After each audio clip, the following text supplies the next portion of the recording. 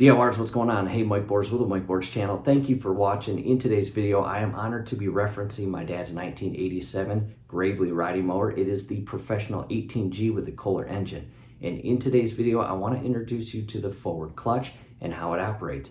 Now, if you already know how it operates, go ahead and fast forward to about the 6-minute mark so you can see the forward clutch in motion as the engine is running. However, some important information to cover before that 6-minute mark, and I want to talk about it right now. Let's take a look. All right, DLRs, hey, we are on the computer, and the first thing I want to do is introduce you to the entire forward clutch portion and mechanism and all the linkage of my dad's 1987 Gravely riding mower, which is the professional 18G model with the Kohler engine.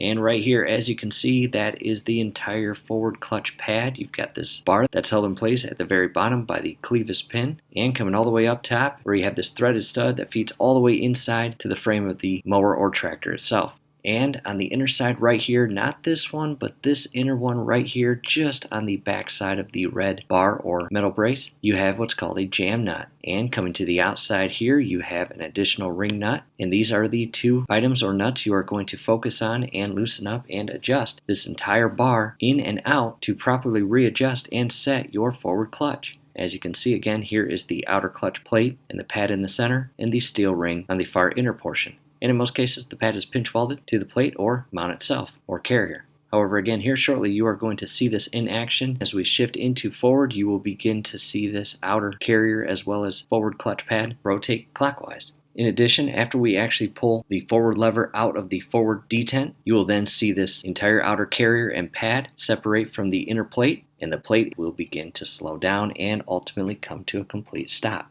And DLRs, in the event that you have not yet readjusted and properly set your forward clutch or reverse clutch for that matter, if yours is not separating when you are not in gear, it is safe to say that it does need adjustment. And coming right there, again, it's out of gear. There is a slight separation. However, it is out of alignment. This picture was taken before we adjusted the clutch. And in the next photo, you will see our feeler gauge. And in our case, we are using the 0.040 feeler or 1.00 millimeter feeler within our feeler gauge set.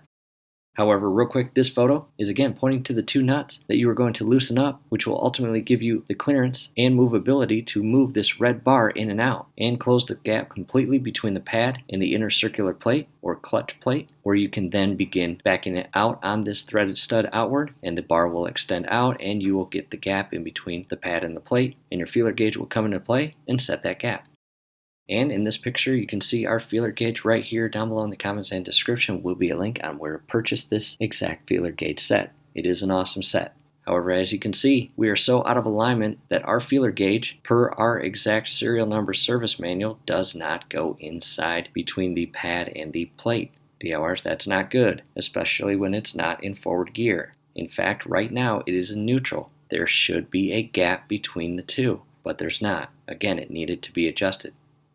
This is a picture taken after we adjusted the forward clutch. And as you can see, there is a gap between the pad and the plate because it is in neutral. However, when we push it into the forward detent, the pad mates flush with that circular plate and it creates that clutch friction and gives the riding mower the forward motion due to the clutch grip. In DLRs, from here we have a general understanding or familiarization of my dad's 1987 forward clutch, and we are now going to see it in action. However, first I will introduce you to a video clip of my dad driving the mower up a hill or ramp and the mower coming to a complete stop because, again, the forward clutch is out of adjustment, and because of that, unfortunately, it gets halfway up the hill and comes to a complete stop.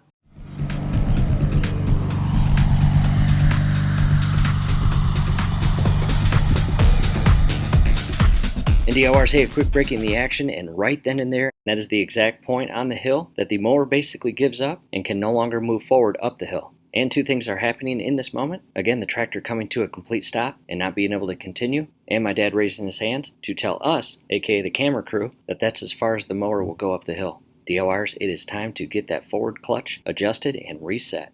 Alright, DLRs, we are back looking at a photo of, again, the forward clutch, and the next thing you will see is the two in motion. Again, the outer pad and plate being pressed against the inner metal and rusted plate as we push that lever into the forward detent or forward gear. When we pull that lever out of the forward detent and back into neutral, if properly adjusted and set, the clutch pad will shift away from this inner rotational plate and create that gap that our feeler gauge measured out to get the proper adjustment, as we then went up top and secured the jam nut and larger outer ring nut to complete the adjustment of the forward clutch. Now, if you're also doing the reverse clutch, it will be the same steps. Again, in this video, we're just showing you the operation or the forward clutch in motion. However, scrolling above right now, as well as down below in the comments and description, will be a video link that takes you directly to our video that shows the full, proper, and safe way or guide and steps on how to adjust your forward clutch.